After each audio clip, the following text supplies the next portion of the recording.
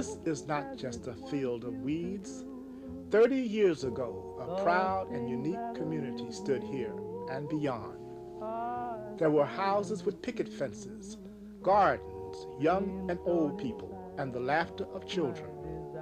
Below the surface of this twisting grass and the beautiful swaying weeping willow tree are the boards and bricks of the remains of 2,500 homes.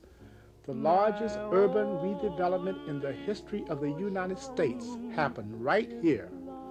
10,000 people were removed from their homes to make room for others. Only parts of a few lonely streets are left in this sea of weeds.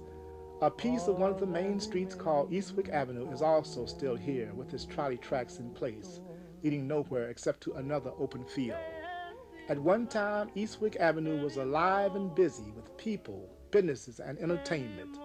Old number 37 used to come shaking all the way down Island Road onto Eastwick Avenue, where the drugstore and the barber shop were, with dozens of other stores. And this wasn't even the busiest part. 84th and Eastwick was the place to be. But now all is quiet on Eastwick Avenue, except for the sound of the bugs and the airplanes that pass above. The vines stand on both sides of the street, where houses and flowers used to be. So close that we're one, and oh, what a welcome we'll have for the sun. My love for you is too deep to ignore. My name is Mary. My maiden name, Martin, Mary Martin. And I'm at home. This is Eastwick Avenue. I was born down the street here in 1928 and has many memories for me. My name is Reuben Ash. I was born out here in 1925, and this is also my home. We had one trolley, 37. Came from City Hall and went all the way into Chester. We didn't have a get-off point to get to school, so we used to take the 37 trolley up to Elmwood Avenue, catch a 36, and go up to Bartram. On 84th and Eastwick Avenue, we had a dance hall. And every weekend, the band would come out in the street and play, and everybody from Elmwood danced in the street. We had our own shops, like biracial people, you know, like we had Jewish stores, everybody. It was just a knitted-in community. We had like hoagies, Chinese restaurants, Chinese laundry, had cleaners, shoe repair. We had a lot of haberdashery stores, whatever. About 1958, the redevelopment came in, and they really started to mess the area up. And I think it's about 10,000 acres involved down here. They decided they were going to come down here and rebuild this whole area. At the time, it was a big problem, of course, because everybody down here got excited. They had town meetings, they had meetings over at the school to find out what the thing was at the time. And I guess the biggest thing at that time, there was a lot of animosity between the developers and the people down here because they treated the people as a commodity, I think, rather than anything else. They took the people, they put them into a situation where they had no recourse except to get out of their homes and move. In almost all cases. And of course, people lived down here for a long time and just refused to do that.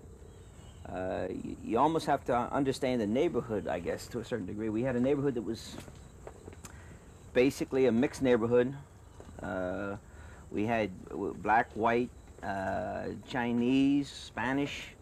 We had all kinds of people down here that lived together with no problems whatsoever on race, religion, or creed. And I guess at the time, it was the only really integrated neighborhood in the city of Philadelphia. Oh, in approximately 1964, 65, the redevelopment and the Board of Education decided that they wanted more homes. And we went to a meeting over at the Wolf School, and it was Halloween time, and we still had our houses around here for the kids a few of the houses for the kids to have fun on Halloween. But when that man finished talking to us, he was going to condemn everything. And he told that we owned the property when they won. Boys, go over what it's all about. Told us they wasn't taking no more rent off us anymore. I said, why? He said, you got to move. I said, got to move? I said, where I'm going? I said, I don't know where I can move around away. He said, well, we won't. He said, now, we don't want the house. He said, we want the land. He said, for our concern, you can take the house with you. I said, I don't want no house either. What am I going to do with a house, a brick house? And so I didn't pay it much mind because I didn't believe we had to move out of it. I'd been out there so long. I didn't believe we had to move. And so later on, I came to work that night, that morning, about 9 o'clock. Here come a big guy ringing my bell and told me, you found a place yet? I said, no, I haven't found no place yet. I said, I don't know, what can I find a place at? He said, well, if you don't move, about since a time, I forgot now what time he gave me. He said, we'll move you. I said, move me where? Down 30th Street. I said, my kids ain't going down no 30th Street. I said, you wouldn't let your kids go down there, would you? The redevelopment came in, and they had this right of eminent domain that they went on, they called it. They had to go to Congress to get permission to redevelop this area. And for some reason, Congress, of course, gave it to them. I think the cities, at the time, one of the stated things was that they were going to be able to expand the tax base for the city of Philadelphia by putting 10,000 homes down here. The redevelopment at that time had the power to go down to City Hall, go into the records, take your name off the deed completely, and put their own name on that deed. And that's what they did in this house. Now, at the time, my father had been offered, I think it was either $15,000 or $20,000 for this property by an individual buyer. The redevelopment, when they came in, they offered him $9,000 for it. The only recourse my father had to do at that time was to go to arbitration court to negotiate the price, because the sale was final.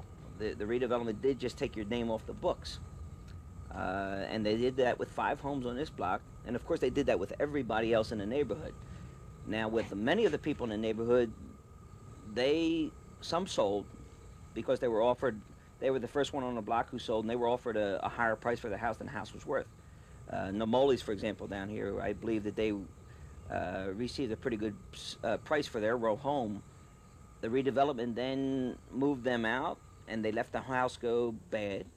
They left the doors, the kids broke the windows, they broke the doors, rats got in there, the water was broken inside, the cellar flooded, and the house next door, of course, started to go into shambles also. Those people had to sell.